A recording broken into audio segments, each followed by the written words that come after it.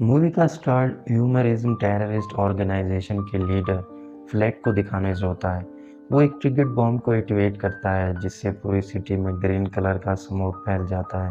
उस स्मोक से सब लोग अपनी क्वर्क फार्म में आ जाते हैं और फिर वहीं पे मर जाते हैं।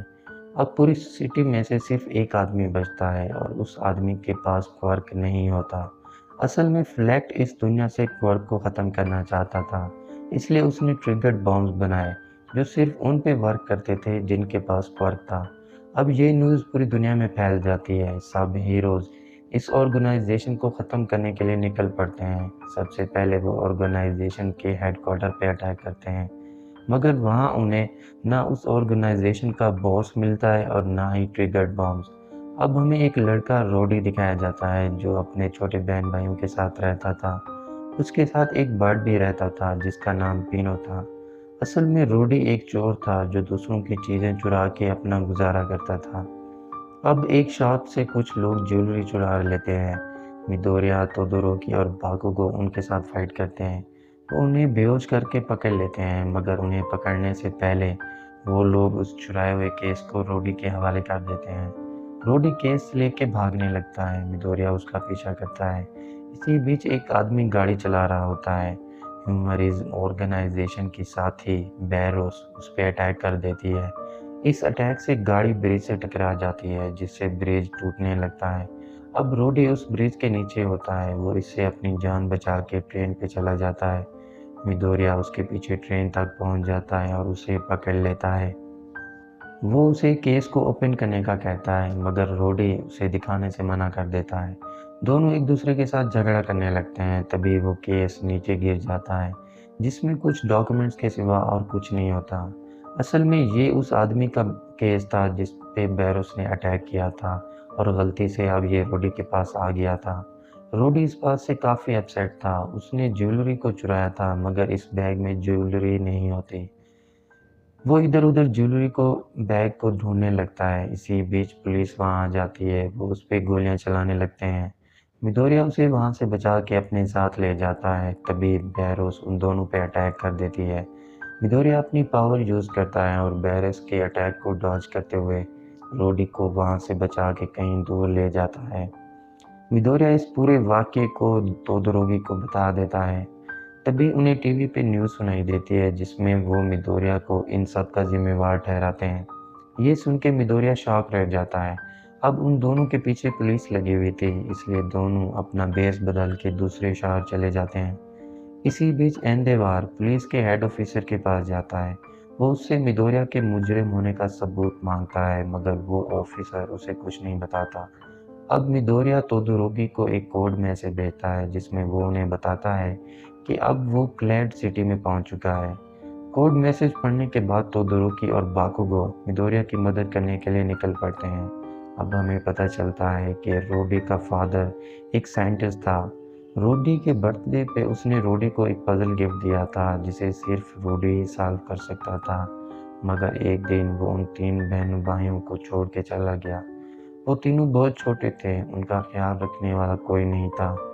इसलिए रोडी ये ज़िम्मेवारी खुद उठाता है। अब वो इस बात से अपसेट था कि अगर उसे कुछ हो गया तो फिर उसके बहन-भाइयों का ख़्याल कौन करेगा? ये बातें सोचने के बाद वो पुलिस को कॉल कर देता है और उन्हें अपनी लोकेशन बता देता है। अब वहाँ पुलिस की जगह एक विलेन आ जाता है। वो उस पे अटैक करने लगता है। तभी मिडोरिया बीच में आके उसे बचा लेता है। उस विलेन के साथ वेरोस भी होती है जिसका एक तीर मिडोरिया को लग जाता है। अब दोनों उनसे बच के एक गार में चले जाते हैं। गार में रोडी मिडोरिया का इलाज करता है। इलाज करने के बाद दोनों खुद को एक दूसरे से इंट्रोड्यूस कराते हैं। अब सुबह होते ही रोडी किसी की गाड़ी चुरा लेता है। दोनों उस पे बैठ के नेक्स्ट सिटी की तरफ जाने लगते हैं। रास्ते में मिडोरिया रोडी से उसके क्वर्क के बारे में पूछता है, मगर रोडी उसे कुछ नहीं बताता। अब दोनों ट्रेन के पास पहुंच जाते हैं। तभी बैरोस उन पे अटैक कर देती है और इस बार वो अकेली नहीं आती, उसके साथ एक और विलन भी होता है।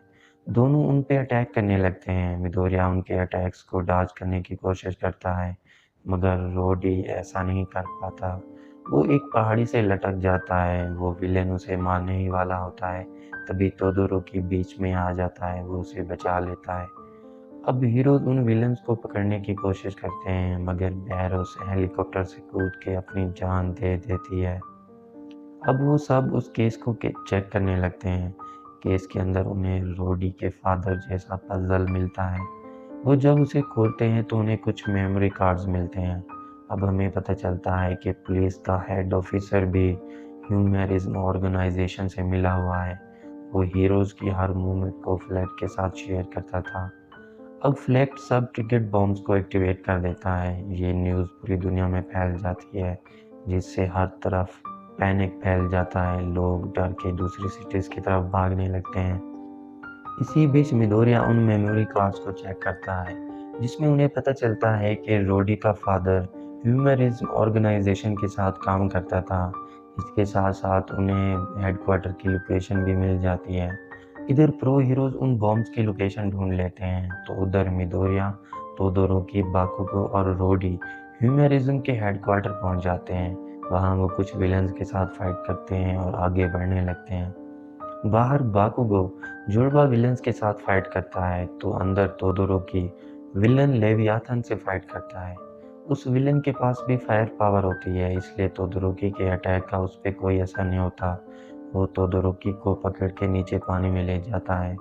तोदोरोकी मौका मिलते ही खुद को उसकी गिरफ्त से आज़ाद कर लेता है। अब तोदोरोकी अपनी फुल पावर से लेवियाथन पे अटैक करता है और उसे हरा देता है। वो जुड़वा विलन्स बाकुगो पे भारी पड़ने लगते हैं। वो इतने फास्ट होते हैं कि उनके अटैक बाकुगो को दिखाई नहीं देते। तभी बाकुगो उन पे ग्रेनेड से हमला कर देता है, जिससे बहुत बड़ा ब्लास्ट होता है और वो जुड़वा विलन्स उसमें फंस जाते हैं। अब वो विलन्स खुद को इंजेक्शन लगा देते हैं, जिससे उनकी पावर और ज़्यादा बढ़ जाती है। अब वो पहले से ज़्यादा तेज़ और ख़तरनाक हो चुके थे, मगर बाकुगो फिर भी हार नहीं मानता। वो अपनी फुल पावर से उन दोनों पे अटैक कर देता है और उन्हें ब्लास्ट करके हरा देता है। अब मिडोरिया हेडक्वार्टर में पहुंच जाता है। वो फ्लैट को ये सब रोकने का कहता है, मगर फ्लैट उसकी बात नहीं मानता। अब मिडोरिया उस पे अटैक कर देता है, मगर उसके अटैक का फ्लैट पे कोई असर नहीं होता। असल में फ्लैट का क्वर्क रिफ्लेक्शन था, जिससे वो अपनी तरफ आने वाले हर अटैक को रिफ्लेक्ट करके वापस उसके यूज़र की तरफ भेज देता था। मिडोरिया उसके अटैक से काफ़ी ज़ख्मी हो जाता है। तभी रोदी वहाँ आ जाता है। वो उन मेमोरी कार्ड्स को फ्लैट को देने जाता है। तभी पियोनो पीनो उसे इशारा करता है कि ये सब रोडी की चाल है। इसका फ़ायदा उठाते हुए मिडोरिया फ्लैट पे अटैक कर देता है। फ्लैट अपनी पावर से लेज़र बीम शूट करता है, जिससे एक बीम रोडी को लग जाती है। वो काफ़ी ज़ख्मी हो जाता है, मगर फिर भी हार नहीं मानता। वो एक मेमोरी कार्ड को उठा लेता है, जो असल में ट्रिगर्ड बॉम्ब्स को डीएक्टिवेट करने की चाबी थी। अब हमें पता चलता है कि रोडी का क्वर्क पीनो है, जो रोडी के अंदर की फीलिंग्स को शेयर करता है। मगर अब पीनो की हालत बिगड़ती जा रही थी और दोनों उस बॉम्ब को डीएक्टिवेट करने से पहले ही बेहोश हो जाते हैं। ये देख के मिडोरिया गुस्सा हो जाता है। वो अपनी फुल पावर से फ्लैट पे अटैक कर देता है। अब मिडोरिया के अटैक फ्लैट पे असर करने लगते हैं। इसी बीच प्रो हीरोज सब ट्रिगर्ड बॉम्ब्स को ढूंढ लेते हैं और उन्हें वहां से शिफ्ट करने लगते हैं।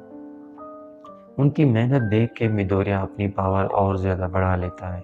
अब वो डेटोरेट स्मैश से फ्लैग पे अटैक करता है, जिससे उसके रिफ्लेक्शन मिरर्स टूट जाते हैं। फिर वो अटैक करके उसकी डिफेंस एनर्जी को तोड़ देता है और आखिर में उसे फुल पावर से पंच मार के हरा देता है। अब वो उन बॉम्ब्स को डीएक्टिवेट करने के लिए भागने लगता है। तभी पीनो उसकी को यूज़ करता है, जिससे सब बॉम्ब्स डीएक्टिवेट हो जाते हैं। ये देख के दोनों खुश हो जाते हैं। अब ये न्यूज़ पूरी दुनिया में फैल जाती है। सब हीरोज़ बहुत खुश थे, क्योंकि उन्होंने दुनिया को एक बहुत बड़े ख़तरे से बचा लिया था। वो उस टेररिस्ट ऑर्गेनाइजेशन के सब मेंबर्स को अरेस्ट कर लेते हैं। अब मिडोरिया अपने देश वापस जा रहा होता है। तभी रोडी वहाँ आ जाता है। दोनों एक दूसरे को गले लगाते हैं। मिडोरिया उसे गुड बाय कहता है और वहाँ से चला जाता है। और इसके साथ ही ये मूवी यहीं पे एंड हो जाती है। तो दोस्तों, अगर आपको मूवी की एक्सप्लेनेशन अच्छी लगी हो तो चैनल को सब्सक्राइब और वीडियो को लाइक ज़रूर कीजिएगा। Thank you.